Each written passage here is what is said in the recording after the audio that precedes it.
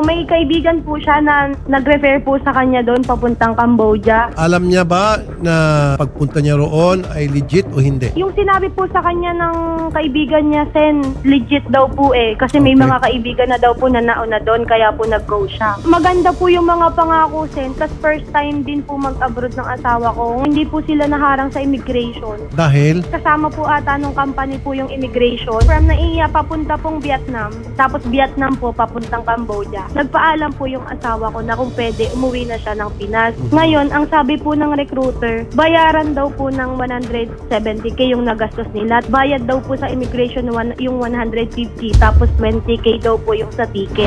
Yusek, nasa presinto raw po. Ilang araw na at wala raw pagkain at mahirap ang buhay doon. Kawawang-kawawa sila doon. Makipag-coordinate kayo sa NBI natin. Yes po. Gusto ko po at the most by Friday, nandito na po yung tatlong kababayan natin. Pauuwi po natin agad, Mr. Chair.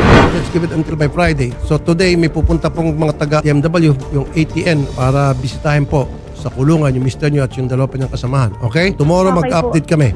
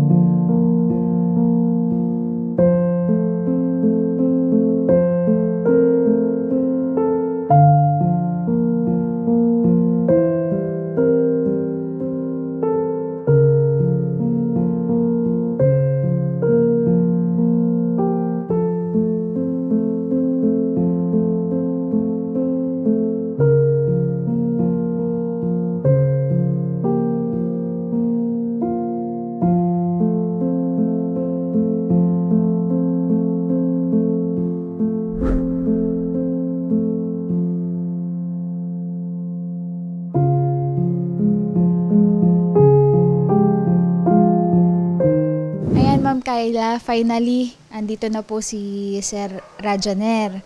So, ano ma'am pakiramdam ngayon? Masarap po kasi po, ang tagal po niya doon na naghihirap. Kaya buti na lang po sa tulong po ni Sen, nandito na po siya, nakauwi na po. Yung mga panahon na si Sir Raj po ay nandoon nakabinbin lang, nakatenga po sa immigration po ng Cambodia. Ano yung pakiramdam nyo bilang misis, bilang nanay, bagong panganak? Nasasaktan po kasi po, naghihirap po siya doon eh. Ang plano po magtrabaho, pero imbis na po na makapagpadala sa amin, hindi po siya nakapagpadala.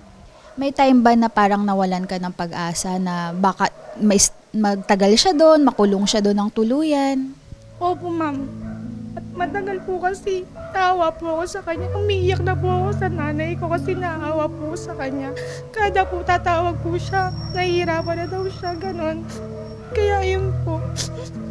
Salamat po, Senator Rapi, kasi natulungan niyo po makauwi po yung asawa ko agad-agad. Hindi na po siya umabot ng 2 to 3 months dun kasi as per embassy po, 2 to 3 months daw. Buti na lang po hindi po inabot ng ganon. Napakabilis ng aksyon ni Idol Rafi dito sa concern na inilapit mo ukol dito sa kay Sir Raj na talagang nagtagal din naman sa Cambodia. Paano ka ba napasok dito sa Pogo Hub na to? Bali kasi, first time ko mag-abroad. And then, madami akong na-play na bansa.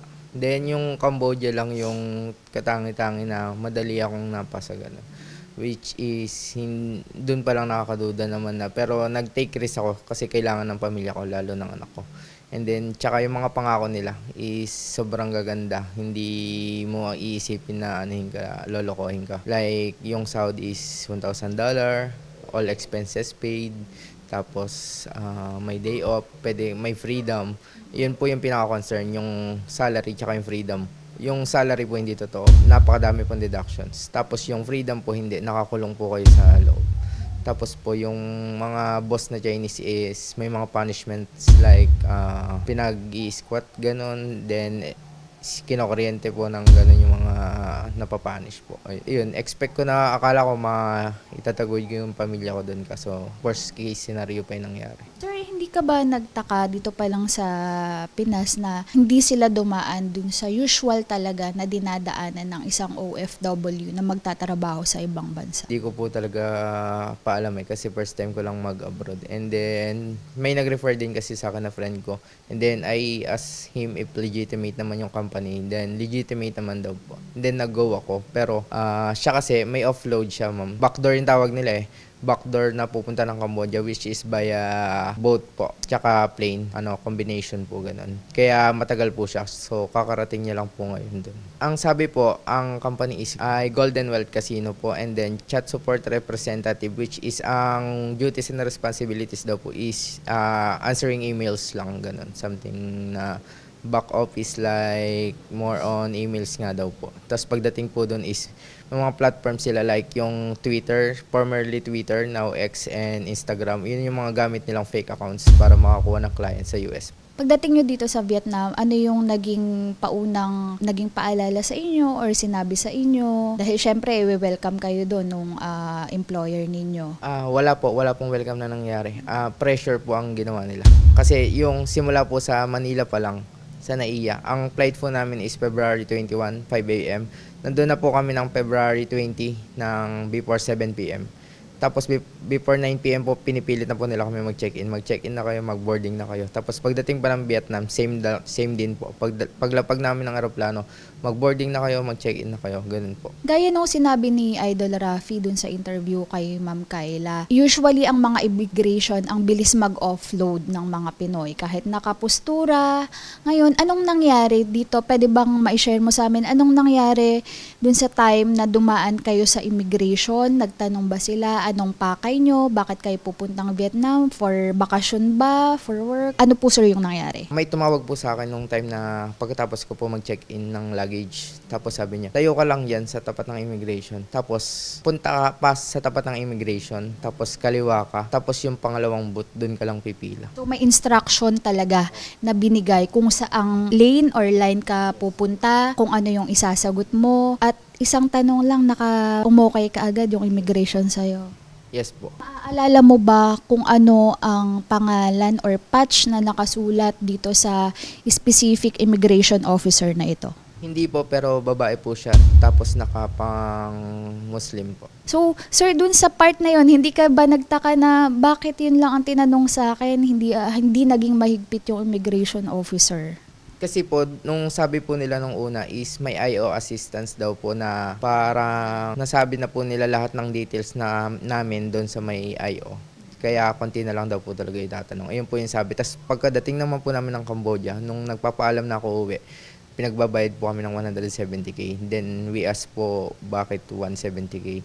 150k daw po para sa IO and 20k para sa plane ticket. Tapos kinonfirm ko po ulit. Tatlo po kasi kami umalis nun eh. 150k po para sa tatlo kami, sabi ko. Sabi niya, no, 150k each person. So itong 150,000 na to is bayad sa immigration dito sa Pinas. Tama po ba, sir? Yes po, may screenshot po kami nun kung sakali tatanggin.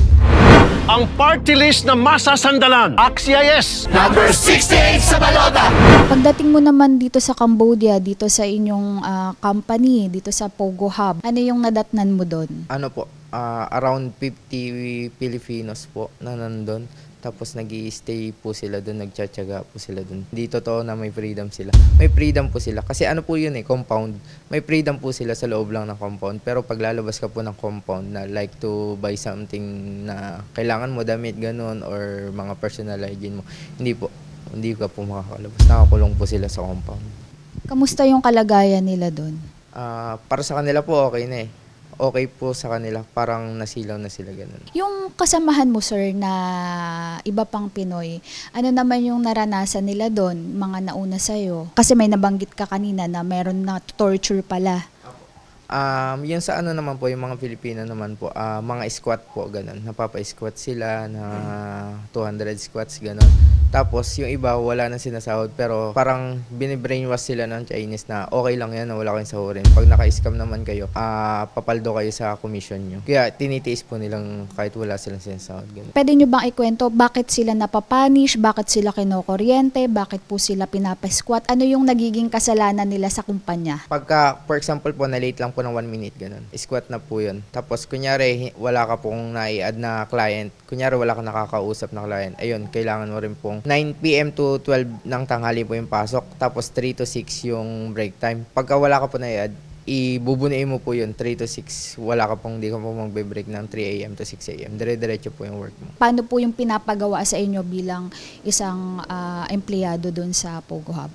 Pagdating po namin doon, binigyan lang kami ng script, babasahin. Para siyang, for example po, kayo po, talambuhay nyo po, ganun. Tapos babasa-basahin lang po namin for ilang 2 days to 3 days. Tapos after that po, namimili sila ng Twitter accounts na year 2022, 2020, ganyan. Yung mga matatandang Twitter accounts na po. Tapos papalitan nila ng pangalan tsaka ng details. May binibigay po silang model na babae. Iyon po ilalagay mong picture.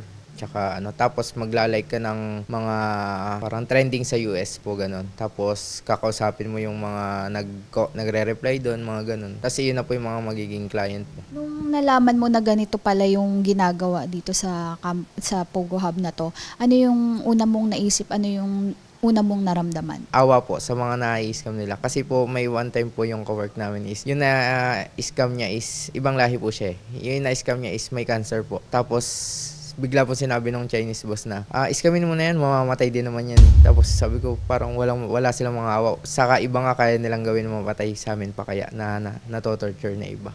Kaya nag-back out na po din talaga ako. Nung nag-back out na kayo, agad kayong lumapit sa embassy natin ng Pilipinas sa Cambodia. Ano naman yung naging experience mo with our government assistance nung time na nandun ka sa Cambodia immigration? Ano naman po? Pagka sabi po namin sa kanila, nanghingi po ng mga details, tapos within 3 days po bago ako nakuha doon sa may February 21, sir, umalis kayo dito sa Pinas. After 5 days, kayo po ay nag-quit kaagad dito sa inyong trabaho at mapit na po kayo sa embassy ng Pinas sa Cambodia.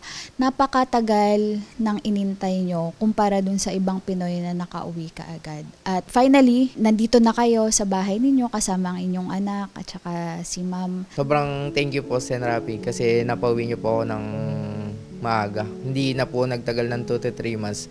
Kasi po, nung time na po kakausapin niyo dapat ako na naka-on air, bigla pong kinuha ng police yung phone. And then nilipat po kami sa mas worse na situation, which is yung pinaka-selda na po ng immigration. And then, luckily po na napauwi niyo kami agad kasi po hindi po tatagal, magkakasakit po kami doon. Kasi lahat po sila naninigarilyo. Puro Chinese po yung kasama namin sa isang kwarto. Tapos kami po, second hand smoker na po doon. Sobrang thank you sa iyo, ma'am. Kasi hindi mo pinabayaan. Bawat araw ko doon, lagi mo siya-check kung okay lang ako, ganun. Kahit alam natin hindi.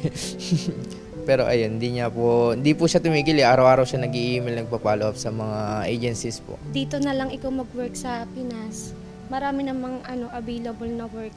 Huwag na sa ibang bansa. Kung sakali, anong gusto mo mangyari dito? Sana po mas ma-actionan po yung mga ganong bagay kasi po, for sure po, hindi lang po kami yung ganong sitwasyon na kailangan na mag-abroad tsaka magtrabaho sa ibang bansa para sa pamilya. Marami pa po silang mabibiktima pagka hindi po nabigyang pansin po yung mga ganong senaryo po, lalo especially sa immigration po natin. Gusto mo bang mapanagot itong specific officer na to?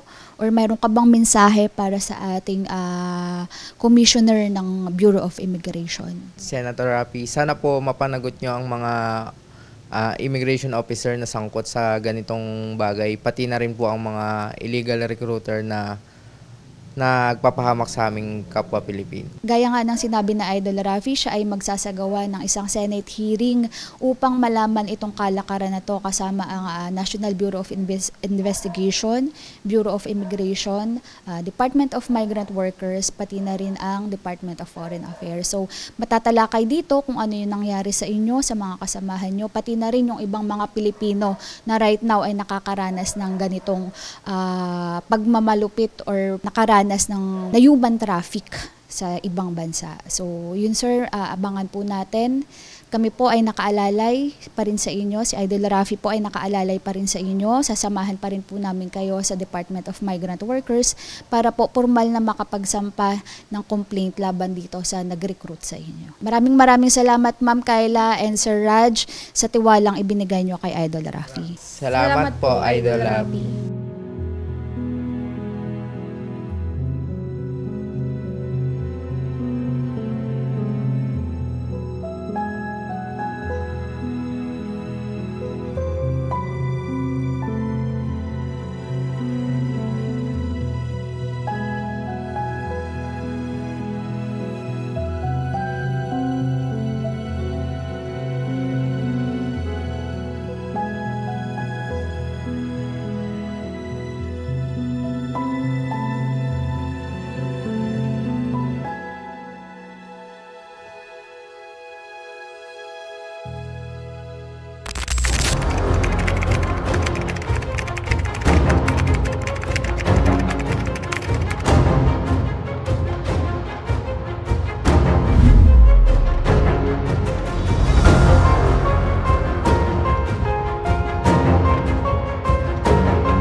Ayan sir, ngayon nandito tayo sa Department of Migrant Workers para naman po asikasuhin ang pagpa-file dito sa yung illegal recruiter. So kayo ba sir ay ready na po para ma-file na ng kaso itong illegal recruiter na to at hindi na ulit makapangbiktima ng ibang mga Pinoy na aspiring magtrabaho sa ibang bansa?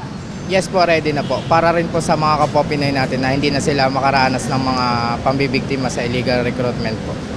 So sir, ngayon pupunta po tayo sa opisina ni Yusek Bernard Olalia ng Licensing and Adjudication Services para po ma-accommodate niya tayo. Ready na kayo sir? Ready na po.